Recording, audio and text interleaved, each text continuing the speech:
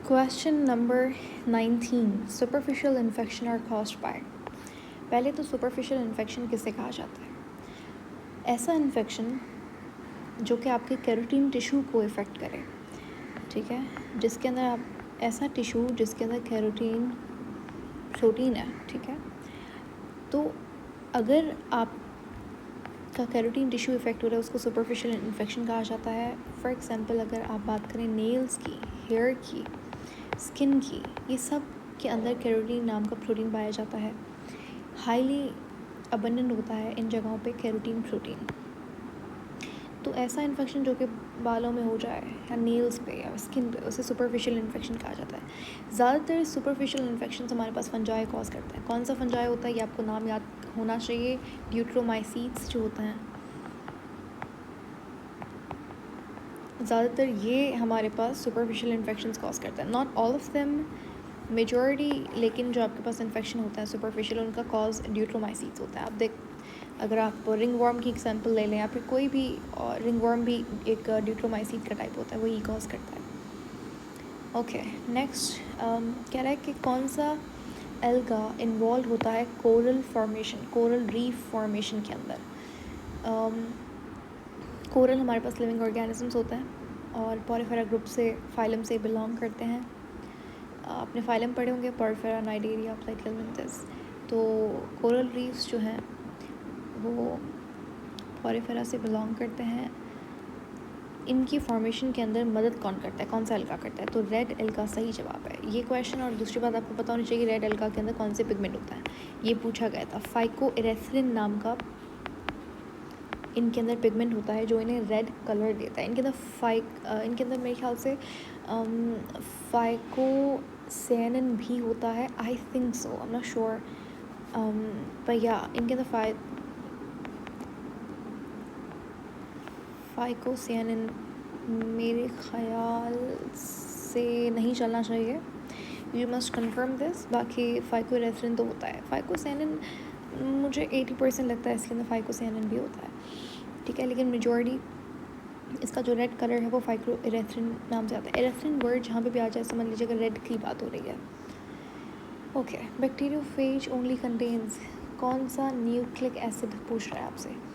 याद रखिएगा बैक्टीरियोफेज के अंदर हमेशा डीएनए ही होता है, उसके अंदर कभी भी आरएनए नहीं हो सकता।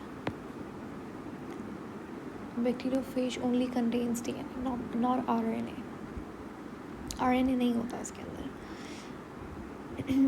लिवर फ्लूक एक लिविंग ऑर्गेनिज्म है जो कि आपके पास पैरासिटिक होता है। इसका सेकेंडरी होस्ट कौन है?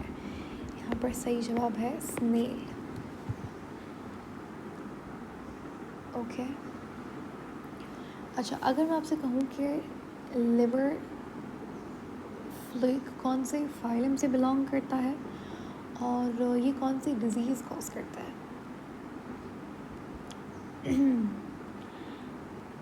तो लिवर फ्लूक ज़्यादातर डाइजेस्टिव सिस्टम को अटैक करता है। ये मेंबर है प्लेटियलमिंथस का।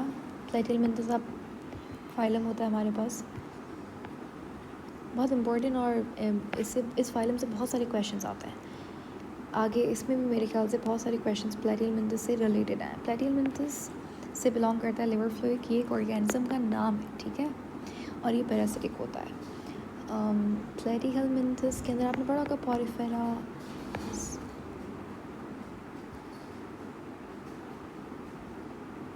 पोरिफेरा नहीं, इसका पोरिफेरा तो एक दूसरा फाइलम है।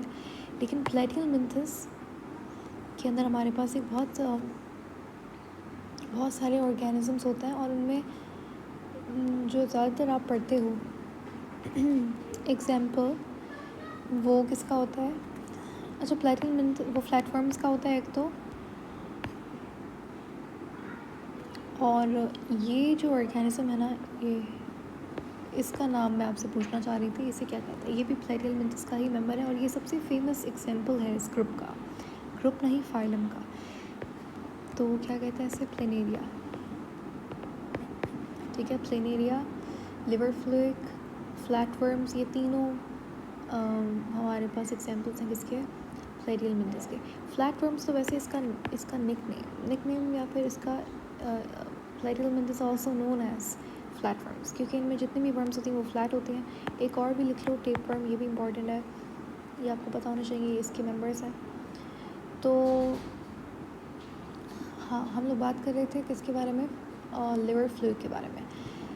लिवर फ्लूइड जो है उसका सेकेंडरी होस्ट कौन होता है, स्नेल होता है। लिवर फ्लूइड जितने भी ग्रेजिंग एनिमल्स होते हैं ना, और इंसानों को भी, उसको भी इफ़ेक्ट करता है। ग्रेजिंग एनिमल्स यानी कि जो घास वगैरह के ऊपर चलते हैं, कैटल्स हो गई हमारी, शीप काऊ वगैरह, तो उनको ये अटैक करता है। और इनके जो होस्ट होते हैं मोस्ट कॉमनली वो शीप, कैटल, गोट वगैरह ये होते हैं। इनका सेकेंडरी होस्ट ज़्यादातर स्नेल होता है, ठीक है। अच्छा, एक और क्वेश्चन मैं भी वही सोच रही थी, लिवर फ्लूइड के बारे में आया हुआ है पास्ट पेपर के अंदर कि liver fluid is also known as, इसका साइंटिफिक नेम क्या होता है। तो सही जवाब क्या था, फैसियोला हेपेटिका। वेरी इंपॉर्टेंट, इसको मार्क कर लो, इससे इस क्वेश्चन से भी ज़्यादा इंपॉर्टेंट वो है, ठीक है। तो आपसे पूछ सकता है सेकेंडरी होस्ट, तो वो स्नेल होता है। और प्राइमरी होस्ट कौन होता है, शीप होती है। सेकेंडरी होस्ट, अच्छा, सेकेंडरी होस्ट को आप समझ सकते हो इंटरमीडिएट होस्ट, जो कि मेन होस्ट तक जाने में मदद करे, वो सेकेंडरी होस्ट है, इंटरमीडिएट होस्ट। और शीप, इसका शीप, कैटल वगैरह ये इसकी प्राइमरी होस्ट होता है। चलते हैं नेक्स्ट क्वेश्चन की तरफ।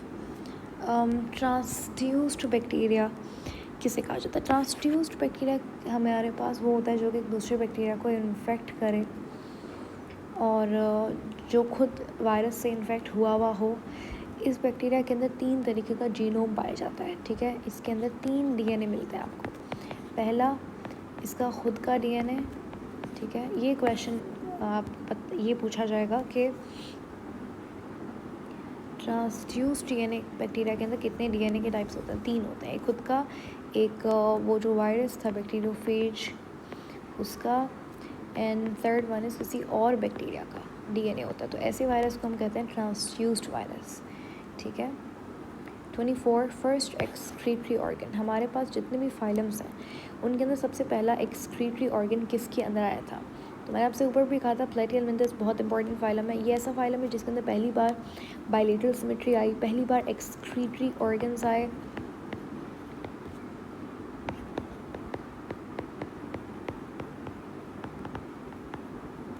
और पहली बार नर्वस सिस्टम, पहली बार न्यूरॉन जो अपीयर हुआ था वो भी किसके अंदर हुआ था, प्लेटियल मिंथस के अंदर या फिर नाइजीरिया के अंदर, सोचो।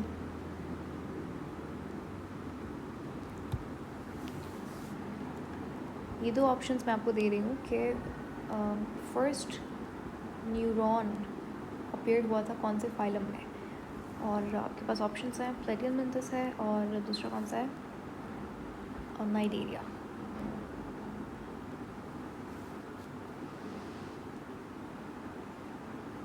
तो जिनको लगता है flat worms, I am sorry, Nigeria के अंदर सबसे पहले हुआ था, ठीक है। एक्सक्रीटरी ऑर्गन प्लेटियल मिंथस में हुआ था सबसे पहले पीरियड, और जो नर्वस सिस्टम है वो किसके अंदर, वो नाइजीरिया के अंदर हुआ था। नाइजीरिया का कोई एग्जाम्पल अगर आपसे पूछूं मैं तो क्या होगा,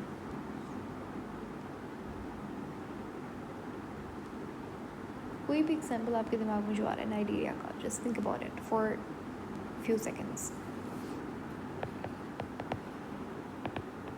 नाइजीरिया के अंदर हमारे पास बहुत सारे कलरफुल ब्यूटीफुल क्रीचर्स आते हैं। इनके अंदर कोरल रीफ्स हैं।